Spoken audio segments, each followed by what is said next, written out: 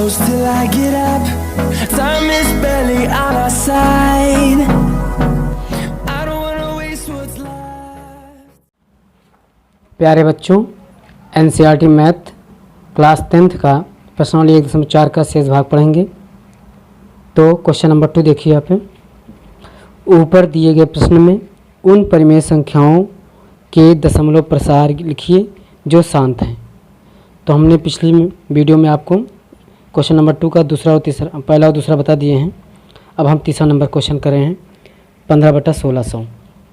तो 15/1600 का क्या करना है, अभाज्य गुणनखंड पहले कर लीजिए। तो सर्वप्रथम हम 1600 का अभाज्य गुणनखंड करते हैं। 1600 का अभाज्य गुणनखंड है तो 2 8 16, 2 चौके 800, 2 दूना 4, 2 एकन्नम 2, 2 पंचे 10 और 2 दूना 4, 2 पंचे 10, फिर 5 एकन्नम 5 हम 25, फिर 5 एकन्नम 5।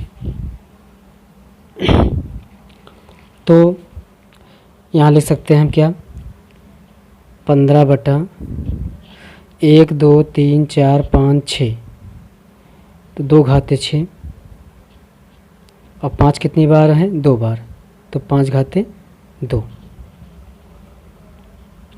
तो अब हम देखते हैं इक्वल टू 15 गुणते, यहाँ देखिए 2 घाते 6 है, तो यहाँ 5 घाते क्या है, 2 है। तो हमको इसको 6 बनाना है, तो हम कितने से गुणा कर दें, 5 घाते 4 से। तो 2 घाते 6 गुणते 5 घाते 2 गुणते 5 घाते 4। यहाँ लिख दीजिए अंश और हर में, अंश और हर में 5 घाते 4 से गुणा करने पर, गुणा करने पर तो ये हो जाएगा आपका 15 गुणते, ये हो जाएगा टोटल आपका 15 15 में 125, 125 15 में 625, 50 25 3 50 25 पंचे 125 पंचे 625 बाई, इसको लिख सकते हैं 2 गुणते 5 घाते 4 में 2 जुड़ जी तो 5 घाते 6 हो जी, तो 5 का होल घाते 6 हो जी। तो अब आगे देखें, मल्टीप्लाई कर दीजिए इसको, 15 5 75, 15 दूना 30, 30 7 37, उसके बाद फिर 15 छक्का 90, 90 3 93, तो हो जाएगा 93 बाई 10 घाते क्या हो जाएगा 6 से। तो अब देखिए, अभी हम 10 घाते 6 को भाग करेंगे तो क्या हो जाएगा, 6 पॉइंट पर 0 ले जाइए, तो 5 7 3 9 1 2 3 4 1 5 1 6, तो गिन लीजिए 1 2 3 4 5 6, तो यहाँ पे दशमलव लगा दीजिए और 0 लिख दीजिए। ये आपका आंसर है।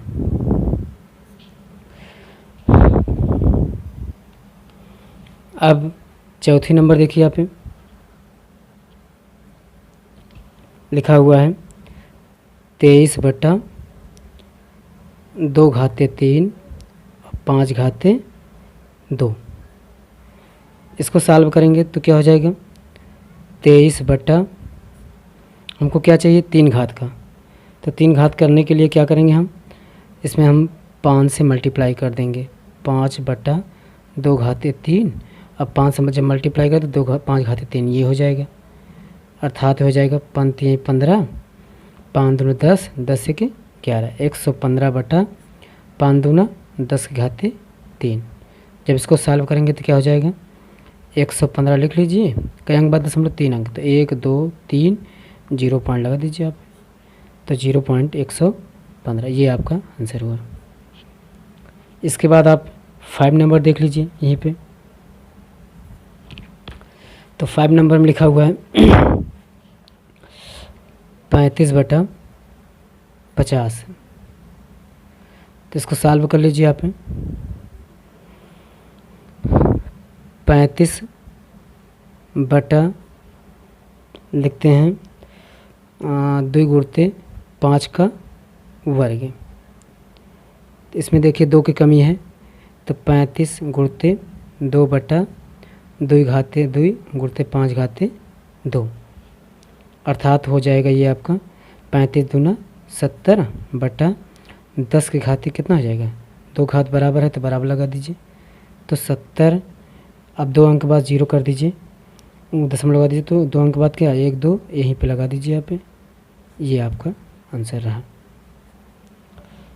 तो ये आपका प्रश्न नंबर 2 का अब पूरी सवाल आपका समाप्त हुआ है। अब हम क्वेश्चन नंबर 3 में चलते हैं। तो कुछ सवास्तविक संख्याओं के दशमलव प्रसार नीचे दर्शाए गए हैं। प्रत्येक स्थिति के लिए निर्धारित कीजिए कि यह संख्या है या नहीं। यदि यह परिमेय संख्या है और P अपान Q रूप की ही है तो Q के अभाज्य गुणनखंडों के बारे में आप क्या कह सकते हैं। तो पहला आपका लिखा है ये संख्या लिखा है, दूसरा पॉइंट आपका ये लिखा गया, तीसरा पॉइंट आपका ये लिखा गया है। तो सबसे पहले हम पहला नंबर चलते हैं। पहला नंबर का क्या लिखा है, पहला नंबर में दी गई संख्या बराबर और 43.123456789 ये लिखा हुआ है। ये आपको दी गई संख्या है। तो इसको हम लिख लेते हैं क्या, 43.123456789 बटा जहाँ पे दशमलव है वहाँ पर 1 लिख लेते हैं। तो 1 लिखने के बाद क्या 0 2 2 4 2 6 2 8 1 9 1 2 3 4 5 6 7 8 9, तो 9 0 हम लिख दिए। तो इसको हम लिख सकते हैं क्या 431 234 567 8 9 बटा 10 घाते क्या हो जाएगा 9 हो जाएगा। तो इसको लिख दीजिए आप 431 234 567 89 बटा इसको लिख सकते हैं क्या 2 घाते 5 या 2 घाते 9 लिख दीजिए आप इसको, या तो 5 घाते 9 भी लिख सकते हो आप। तो यहाँ पे देखिए 2 घाते n और 5 घाते m के रूप का बन गया है। तो हम इसको लिख सकते हैं क्या, चूँकि इसलिए 43.123456789 एक परिमेय संख्या है, एक परिमेय संख्या है जो P अपान Q रूप में है, जहाँ P और Q साभाज्य हैं और Q के अभाज्य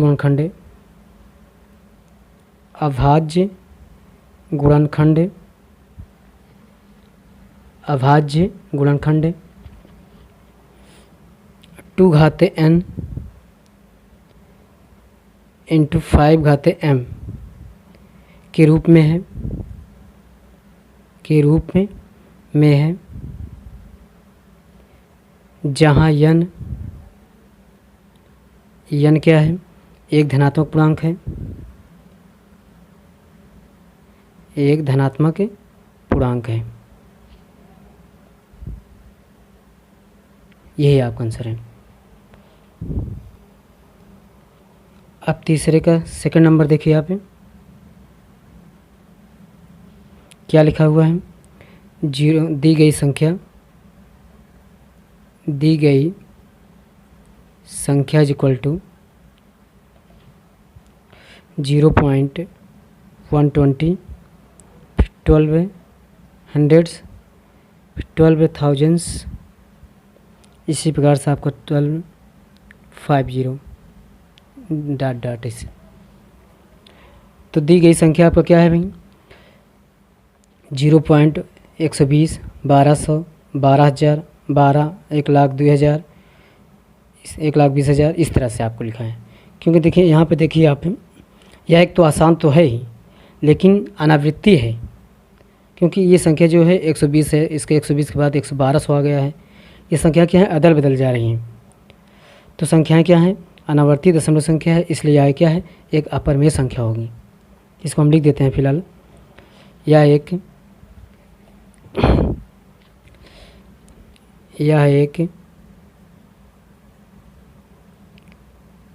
अशांत और अनावर्ती दशमलव संख्या है।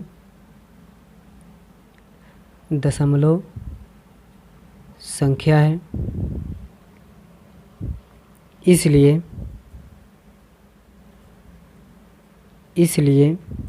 यह एक अपरमेय संख्या होगा, अपरमेय संख्या होगी। ये आपका आंसर था। अब इसके बाद आप थर्ड नंबर देखते हैं। अब क्वेश्चन नंबर 3 का 3 पार्ट देखें। 3 का 3 पार्ट है। क्या लिखा हुआ है? 43 दशमलव, फिर आपका संख्या 9 तक लिखा हुआ है। 1 2 3 4 5 6 7 8 9, 1 से लेकर 9 तक के पूरे ऊपर वार लगा हुआ है। तो इसको हम इस तरह भी लिख सकते हैं, इक्वल टू 4 3.1 2 3 4 5 6 7 8 9, फिर लिख सकते हैं 1 2 3 4 5 6 7 8 9 1 2 3 4, इसी तरह से डॉट डॉट लिख सकते हैं इतना। तो अब देखिए यहाँ पे ये जो ऊपर लगा हुआ है एक रेखा, इसको हम कहते हैं क्या? वार, VAR। तो वार का मतलब होता है कि वही संख्या बार बार आएगा आपका। जैसे 1 से लेकर 9 तक है तो वो संख्या बार बार आएगा, जितने ऊपर उसके ऊपर बार लगा हुआ है वो संख्या आपको बार बार आता रहेगा। तो इस तरह संख्या को हम क्या कहेंगे? अशांत आवर्ती कहते हैं। इस तरह संख्या को क्या कहेंगे? अशांत आवर्ती। तो इसको हम लिख देते हैं इसी तरह भाषा में लिख देते हैं। दी गई संख्या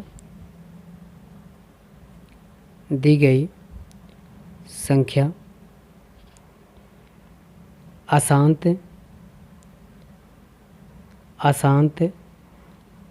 और आवर्ती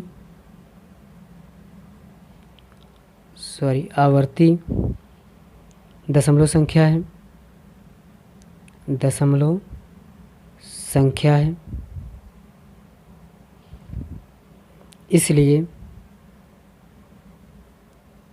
इसलिए यह एक परिमेय संख्या है। परिमेय संख्या है जिसे P/Q के रूप में लिखा जा सकता है,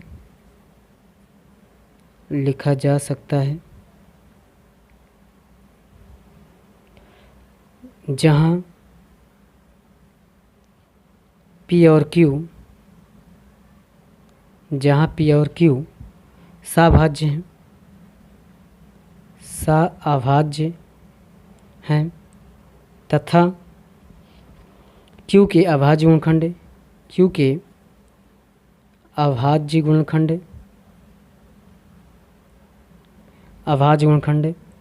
2 घाते n × 5 घाते m का रूप के रूप में है, जहाँ n एक धनात्मक पूर्णांक है,